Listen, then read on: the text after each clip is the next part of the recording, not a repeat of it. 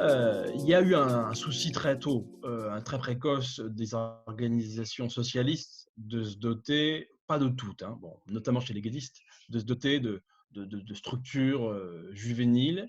Et il se trouve que le plus souvent, c'était plutôt des étudiants, des structures étudiantes qui ont été créées à l'intérieur du mouvement ouvrier. Quand le Parti communiste se crée en 1920, enfin adhère à l'Internationale communiste, bon, en réalité, il y a quand même très peu d'étudiants communistes. Il y en a très peu, et ça va durer longtemps. Pourquoi il y en a très peu? Parce que les étudiants sont très peu nombreux dans la société française à ce moment-là, et que ce ne sont pas des enfants de la classe ouvrière, hein, faut quand même bien l'avoir en tête, hein. L'ancrage social, et ça a quand même des effets politiques. Donc, donc massivement quand même, les étudiants ne sont pas communistes dans l'entre-deux-guerres. Cependant, leur nombre augmente. À la fin des années 1930 est créée donc l'Union des étudiants et lycéens communistes, hein, voilà. Lycéens parce que c'est la formation, la voie de l'enseignement secondaire longue durée qui vous emmène en direction de l'enseignement supérieur. Bien, mais tout ça est évidemment balayé par la guerre, et pendant la guerre, il y a des structures d'organisation, il y a des structures des étudiants communistes qui existent, étudiants communistes en tant que tels, hein, qui ont un rôle notamment le 11 novembre 1940, mais aussi des organisations plus larges, comme ce qu'on appelle l'Union des étudiants patriotes, donc qui joue un rôle important pendant la Seconde Guerre mondiale. Après la Seconde Guerre mondiale, se pose la question de l'organisation des étudiants, parce que ce qui avait a priori pesé pour la création de l'UELC joue encore plus à la libération, au moment où on continue dans la massification scolaire et étudiante. Alors, on est dans des proportions mesurées, hein. Il y a quand même très peu d'étudiants sur la plupart des... Si on prend une génération de jeunes de ce moment-là, vous avez très peu d'étudiants encore à ce moment-là. Bon, et puis finalement, comme on crée une grande organisation qui s'appelle l'Union de la jeunesse républicaine de France, ben, on ne va donc pas recréer une organisation en plus. Donc finalement, les étudiants, ils ont le choix entre adhérer à l'UJRF, l'Union de la jeunesse républicaine de France, ou créer des cellules du Parti communiste réservées aux étudiants. Voilà. Donc c'est le cas jusqu'en 1956. Et en 1956, comme quand même la massification s'accentue encore, et on sent bien que ça va s'accélérer encore, est décidée la création de l'Union des étudiants communistes. C'est une proposition que fait le Parti communiste au Congrès du Havre et qui va se concrétiser dans les mois qui suivent avec un congrès constitutif en 1957. Voilà, donc pour l'Union des étudiants communistes qui est créée en principe en 1956 et puis un congrès constitutif en 1957. D'une manière générale, elle s'intègre à l'intérieur du mouvement de la jeunesse communiste en 1956. C'est la nouvelle structure globale prévue par les communistes. Simplement, en 1956, il y a plusieurs organisations qui existent. Il y a l'Union de la jeunesse communiste, l'Union des jeunes filles, on aura l'Union de la jeunesse agricole, voilà, la jeunesse agricole bientôt.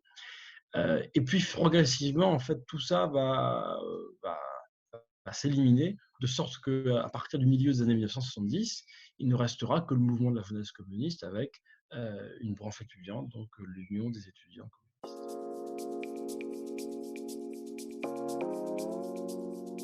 L'UEC est beaucoup plus abstraite au moment de sa création que la JC en 1956, que le Jeune communiste, ça c'est clair.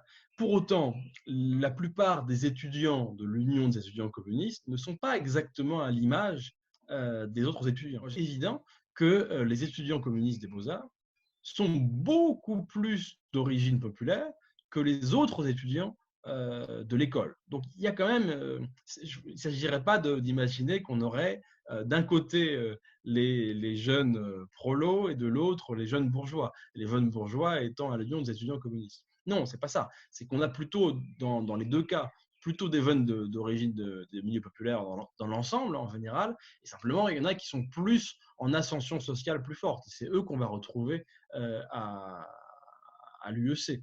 Mais on a quand même cet ancrage dans des milieux populaires qui est très fort à l'intérieur de l'UEC et vraisemblablement plus fort que dans la plupart, voire dans toutes les autres structures. En tout cas, si je prends du côté politique, on voit bien que politiquement, il n'y a aucune structure qui compte des étudiants de milieux populaires, en tout cas, je parle dans les structures politiques, autant que l'UEC. Après, c'est que dans les années de guerre froide, par exemple, il y a une espèce de fascination ouvrière qui est énorme. Et donc, il y a des volontés justement d'établir des ponts, des liaisons avec les autres jeunes donc, de la même génération, mais qui ne sont pas dans les mêmes milieux. Par exemple, il y a la mise en place, toujours avec mes élèves des Beaux-Arts, de ce qu'ils appellent les chantiers d'art. Alors, dans les chantiers d'art, il y a c'est mené et organisé avec des jeunes ouvriers communistes en même temps et des élèves des Beaux-Arts. Et il y a des rencontres qui sont organisées autour de la peinture, de la sculpture, etc. Donc, il y a une véritable volonté de ça. Et puis, après, je dis abstrait, bien sûr, abstrait, mais inévitablement, parce que si vous voulez être un étudiant communiste qui fonctionne, enfin, qui a un peu d'écho, il faut quand même être un petit peu comment dire, être un peu lié aux attentes, aux aspirations, à la culture de vos confrères étudiants. Or, l'étudiant, c'est normal, je veux dire, il vit aussi dans beaucoup d'abstractions, il a des appétits d'abstraction, etc. Et donc, par exemple, il y a tous les grands débats qui sont organisés seuls ou en lien avec des revues communistes autour de Clarté, qui est le journal, la revue des étudiants communistes. Donc, il y a des grands débats, des grands intellectuels qui sont organisés souvent à la mutualité, qui réunissent beaucoup, beaucoup de monde. Donc, il y a cette dimension théorique. Et puis, il faut lire Clarté. Hein. Clarté, c'est un journal, une revue, c'est un peu entre les deux, a, qui a des prétentions, si je peux dire, en matière théorique, etc. Voilà, c'est sûr. En même temps, attention quand même, l'UEC n'est pas que cela. Ce serait caricatural. J'ai insisté sur ça pour montrer les différences. L'UEC n'est pas que cela. L'UEC, c'est aussi une structure qui veille comment dire, à des aspirations beaucoup plus concrètes et immédiates. Hein. Par exemple, il y a une des spécificités dont je vous parlais, à savoir la question des étudiants plutôt de milieu modeste. Donc, l'UEC va développer dans les années 60 des actions particulières en direction des étudiants salariés. Hein, les étudiants salariés.